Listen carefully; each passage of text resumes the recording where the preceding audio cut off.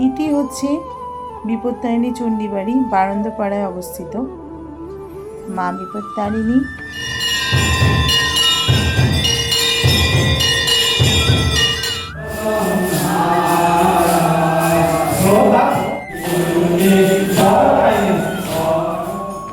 চণ্ডীবাড়ির প্রবেশদ্বার। শ্রাবণী ঘরকোনা থেকে আমি শ্রাবণী আজকে চলে এসেছি আপনাদের কাছে নতুন একটা ভিডিও নিয়ে, মানে একটি মন্দির দর্শনে। মা বিপত্তারিণীর মন্দির, যদিও আপনারা রাজপুরে মা বিপত্তারিণী মন্দির যেটা সবথেকে বড়, যেটা খুবই প্রচলিত, আপনারা দেখেছেন, বাট সোনারপুর বারন্দপাড়ায় আরেকটি বিপত্তারিণী মন্দির আছে, যেটাও খুবই সুন্দর, খুবই অপূর্ব মার মুখ এবং অপূর্ব মায়ের মূর্তি। তো আজকে সেখানেই যাব। তো চলুন আজকের আমরা কীভাবে যাবেন। এই হচ্ছে সোনারপুর স্টেশন রোড, মানে সোনারপুর মোড় আর কি। দেখেই বুঝতে পারছেন সোনারপুর মোড়।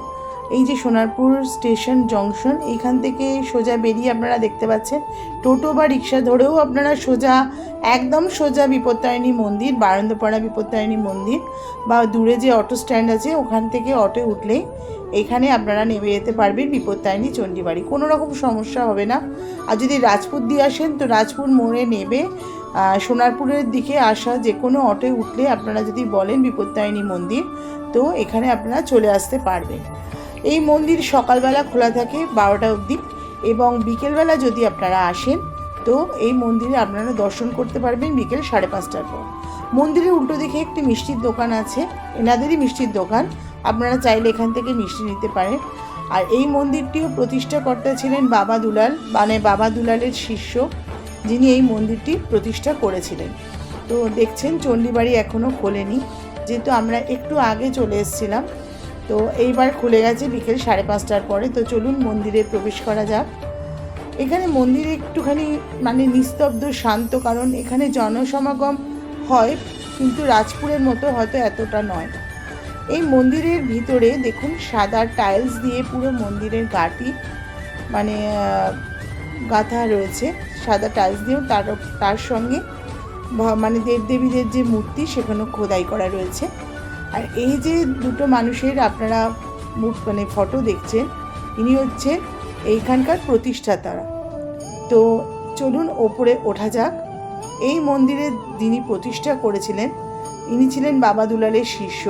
এনার নাম হলো সমীর কর্মকার এবং ওনার স্ত্রী বেদানা কর্মকার। এনারা দুজন এই মন্দির প্রতিষ্ঠা করেছিলেন। তখন মন্দিরটি খুবই ছোট ছিল, একদম ওনাদের বাড়ির বারান্দায় মন্দিরটি প্রতিষ্ঠিত হয়েছিল। এটা 1984 সালে প্রতিষ্ঠিত হয়েছিল। তারপরে এই মন্দিরটি ওনাদের যে ছেলে আছে তারা এই মন্দিরটি এখন আরও বড় করে মানে সুন্দর করে গড়ে তুলেছেন, এবং ওনারাই এখন দেখাশোনা করছেন এই মন্দিরে। এই হচ্ছে মা বিপত্তারিণী। আপনারা দেখুন যে এই মন্দিরের এই যে মূর্তি, এর সঙ্গে রাজপুরের মা বিপত্তারিণীর মানে মূর্তির কোনো তফাৎ নেই, একই মূর্তি এবং একই বাবা দুলালের দ্বারা এই মন্দির প্রতিষ্ঠিত হয়েছিল। শুধু শিষ্য আলাদা, বাবা দুলালের দুজন শিষ্য দুটো মন্দির প্রতিষ্ঠা করেছিল।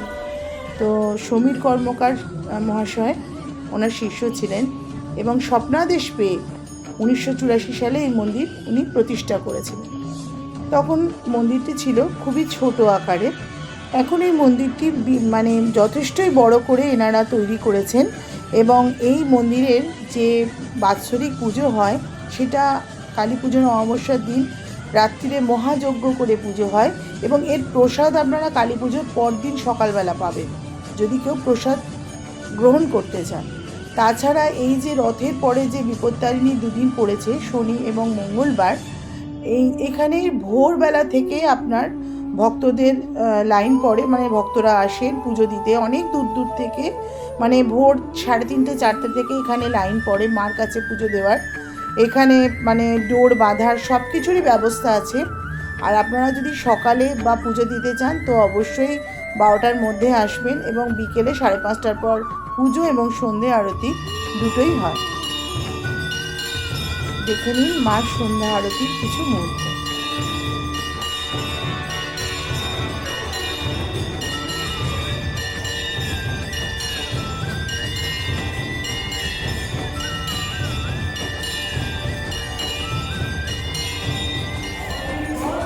এখানে মার নামগান হয় এবং নারায়ণের নামগানও হয়। তো দেখুন নামগানের কিছু মুহূর্ত।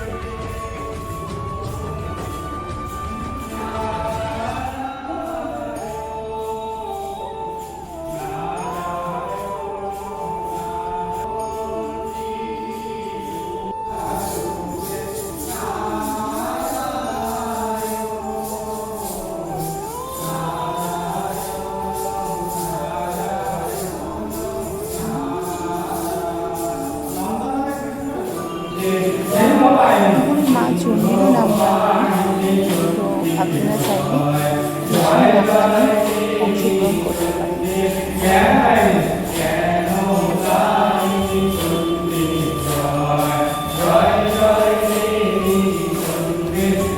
আমাদের পুজো দেওয়া কমপ্লিট হয়ে গেছে। তো এখন সন্ধ্যে 6:30 বেজে গেছে, সন্ধ্যা আরতি শেষ হয়ে গেছে। আপনাদের দেখালাম কেমন হয়েছে আরতিটা, কেমন সুন্দর করে আরতি হয়, মা কেমন করে পুজো হয়। তো চলুন এবারে যাওয়া যাক, বাইরেটা দেখে আর কত সুন্দর লাগে।